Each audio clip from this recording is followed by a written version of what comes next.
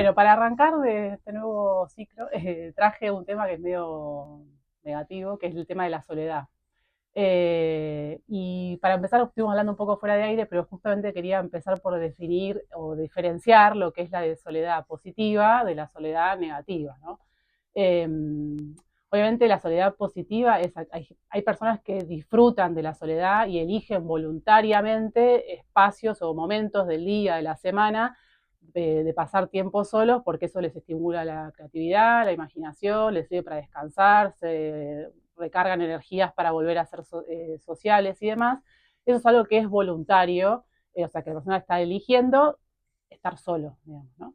Pero lo que vamos a hablar hoy en realidad es de la soledad negativa, digamos, cuando uno no está eligiendo estar solo o no elige sentirse solo, que ahora vamos a ver como por ahí la diferencia, sino que es algo que es involuntario y que es totalmente subjetivo de la persona, o sea, no tiene que ver con algún rasgo de la personalidad, ¿no? Eh, y digamos, la mayoría de las bibliografías lo que diferencian es que nosotros podemos sentirnos solos negativamente desde dos puntos de vista. Por un lado, lo que es la soledad social, que es cuando nos sentimos que nos faltan redes de apoyo sociales, ya sea amigos, familiares, pareja, vecinos, colegas, digamos, que nos falta como todo ese vínculo donde nosotros sociabilizamos. Esa sería la soledad social. Y por otro lado, la soledad emocional, que cuando nos sentimos lo que nos falta son redes de apego o redes de o vínculos, digamos, sentirnos queridos o de compartir con alguien nuestro afecto. Eh, que uno puede sentir esas cosas a pesar de tener esas redes de apoyo sociales y emocionales. O sea, yo puedo vivir en la ciudad más grande del planeta Tierra con mayor cantidad de habitantes y así todo sentirme sola, o puedo vivir en el medio de la montaña a 100.000 kilómetros de la próxima casa y no tener sentimientos de soledad. Digamos. No tiene que ver con la geografía de donde viva, sino con algo que es inherente a la persona, que no se sabe bien como por qué algunos se sienten solos estando acompañados eh, y otros no. De hecho, no hay nada, digamos, que se haya demostrado que es más frecuente en algún género, eso no se encontró, o que tenga que ver con alguna etnia en particular o con algún estrato socioeconómico. O sea, pasan todas las clases sociales que hay personas, que es bastante frecuente, que se sienten solos. Eh, sí pasa que lo puede pasar en cualquier momento de la vida, pero hay como dos picos más importantes donde hay mayor cantidad de personas que se sienten solas, que son la adolescencia y la tercera edad. Es que como si hiciera una U, digamos, la prevalencia de soledad. Obviamente nos puede pasar a cualquier edad, ¿no? ¿Por qué la adolescencia?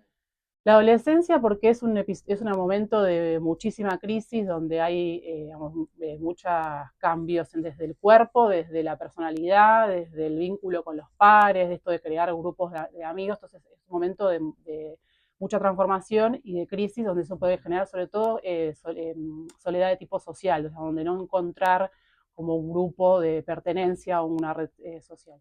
Y en la tercera edad hay los dos factores más importantes. Uno es la viudez, digamos, la pérdida del cónyuge para aquellos que han tenido pareja, y el otro es el deterioro físico. O sea, que lo hemos hablado otras veces, digamos, cuando una persona tiene alguna dificultad en la movilidad, digamos, que hace que no pueda autovalerse, necesita de un otro para poder sociabilizar, digamos, como depende de otra persona para un montón de cosas y eso aumenta el sentimiento de soledad. Eh, por eso en estos dos grupos son donde es más frecuente, en general la mayoría de los reportes o los estudios que hay son los donde mayor prevalencia hay. Y es altamente frecuente, digamos, más o menos casi todos los estudios rondan entre un 20 y un 30% de la población se siente sola, a pesar de que vivimos en un mundo contrahabitado, digamos. ¿Y tenés idea si esa estadística va aumentando o es Sí, más o menos? no, sí, que cada vez peor, porque de hecho hay un texto que estaba bueno que hablaba, decía que vamos perdiendo como las instituciones ya públicas o privadas, que eran lugares donde alojaban a la gente antes, como puede ser un club de barrio o las escuelas con los talleres contraturno o los espacios contraturno, incluso muchas de las comunidades religiosas que tienen eventos grupales o voluntariados y demás, más allá de la religión en sí misma, dice, esa gente suele tener menos reporte de soledad porque tienen un grupo de pertenencia donde hacen cosas y comparten, digamos. Además, las estructuras elementales del parentesco fueron cambiando, ¿no? De la familia ampliada, donde aunque estuvieras solo, estabas viviendo con tu nuera, con tu nieto y con el capitalismo fue aislando, fue haciendo que no haga falta que tanta gente viva junta y fue desarmando y desintegrando esos grupos, pasó a la familia nuclear de 4 personas, mamá, papá, los 12. Y hoy ya ni siquiera Ni eso. siquiera, hoy ¿no? de hecho hay muchos que hablan de esto, como de cómo fue Pues sí. cambiando la forma en la que vivimos, y hoy hay muchas familias monoparentales, por ejemplo. ¿no? Y una declinación sí. de la empatía también, ¿no? Sí. Sí, que se fomenta esto, estaban hablando ustedes antes, del individualismo, como Yo me creo salvo que la sola. base es Sí. la estructura material. No es Sí, porque sí, puede somos ser menos tranquilamente. amorosos, sino porque la estructura económica hoy te lleva a vivir solito. Sí, Y así como tenés muchas ventajas por vivir solito, también tenés un montón un montón de de desventajas. complicaciones. Exacto. Y dentro de las complicaciones, ¿ustedes qué se imaginan o cómo se imaginan que impacta la soledad en la salud? Y yo creo que es angustiante para el que está solo, para el que no tiene un testigo de su paso por este planeta, debe ser mucha angustia, ¿no? Sí, Además, produce angustia. también ¿Qué vas más? teniendo falta de referencia con los demás y por ahí hay cosas que las estás padeciendo y no te das cuenta también. Sí, Depresión. sí, depresión. Bien. Bueno, a mí me pasó, yo hubiese dado la misma respuesta si antes de leer para armar la columna, hubiese dado la misma respuesta, como todas cuestiones solamente en la esfera de la salud mental y de lo emocional.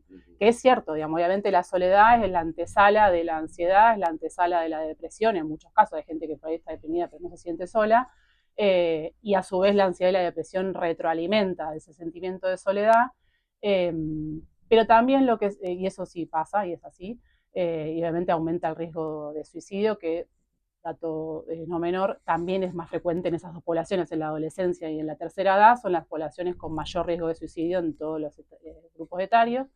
Pero también lo que se vio es con distintas investigaciones que han hecho en relación a este tema, que no es muy nuevo, creo que las más viejas que he visto son 2018, 2017, que la soledad es un factor de riesgo, o sea, favorece el desarrollo de deterioro cognitivo y es un síntoma preclínico del Alzheimer. ¿Qué quiere decir preclínico? Que, digamos, que vieron que personas que después desarrollaban un Alzheimer, cuando uno las miraba para atrás, tenían sentimiento de soledad. O sea, como imagínense, o sea, como verán que el impacto que tiene negativo de sentirte solo, digamos, no querido o no acompañado. Hablabas al comienzo de una soledad buena y una mala.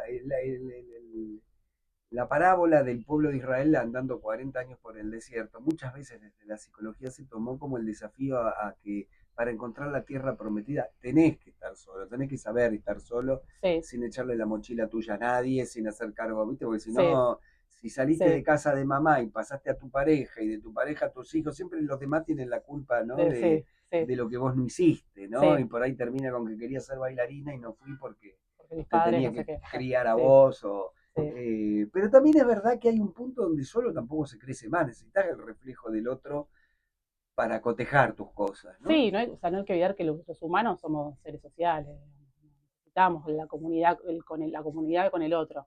Pero sí es verdad también que es otra cosa, digamos, como esto de lo que yo decía al principio, la soledad positiva, digamos, como pasar ese tiempo conmigo misma, que me sirve para autoconocerme, es súper valioso, digamos. Tampoco uno va a andar por la vida con cualquier vínculo porque solamente para no sostener la soledad, digamos, ¿no? Más vale solo que mal acompañado. Claro, exacto. ¿Y qué salida le damos a la persona que se siente sola? La verdad que lamentablemente lo que uno se imaginaría que es lo más, que dirías, bueno, andá y vinculate, diríamos, lo que vieron la mayoría de los estudios es que tiene un impacto, pero no es tan grande como uno quisiera, ¿sí?